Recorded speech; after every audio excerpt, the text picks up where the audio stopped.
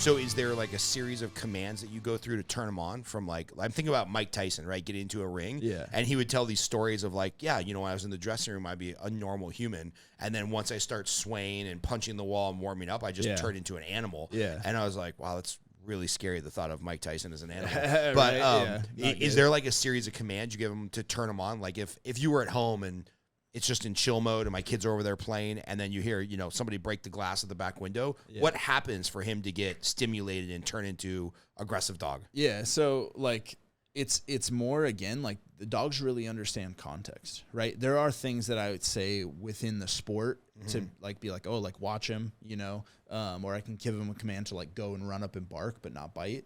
Do you give the commands in German since everything's based in Germany? Some people do. Okay. I do some of them in German and some of them in English. Yeah. But yeah, you can do German, you can do English, you can do Belgian, you can do all kinds of stuff. You can do Spanish if like you spoke Spanish. Yeah.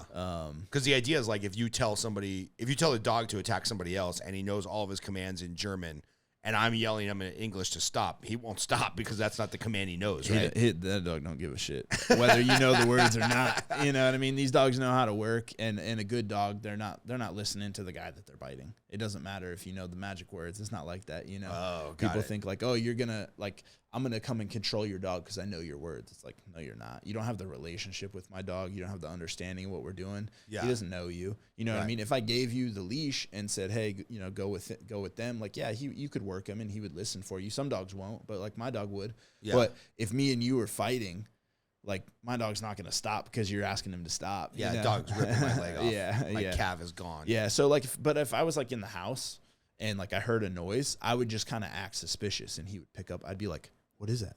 Right? Did you hear that?"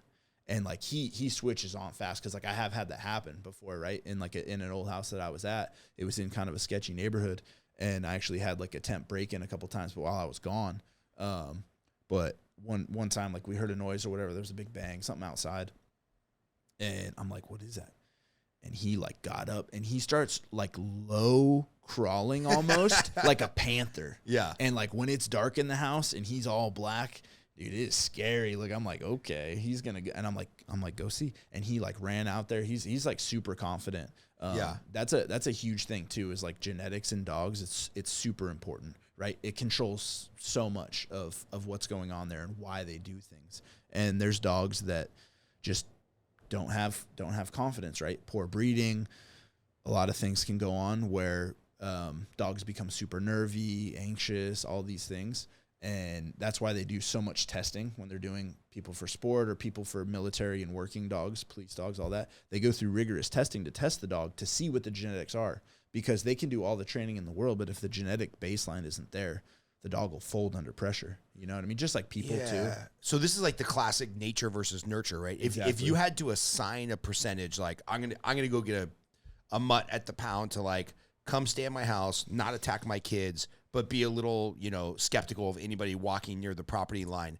What percentage of that do you think is like genetics? I'm either going to get lucky or I'm not. And what percentage do you think is like, okay, this can actually be trained and executed? Is it like 50-50, 90-10? Like, what do you think? It's for like a dog that's going to be like protective and like have the good confidence, like have everything that you would want to like be a good like protector.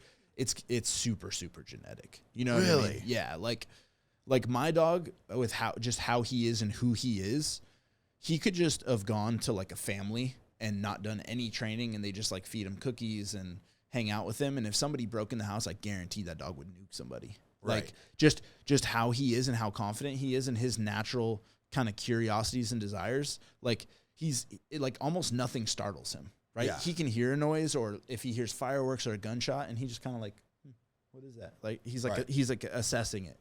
Right. But then I've seen him when somebody sketchy walks up behind me and he just kind of like his body language just changes. Like he just knows what his role is. You know what I mean? And that wasn't something that I taught him. Right. I taught him specific details within the bite work and within certain things and obedience and control.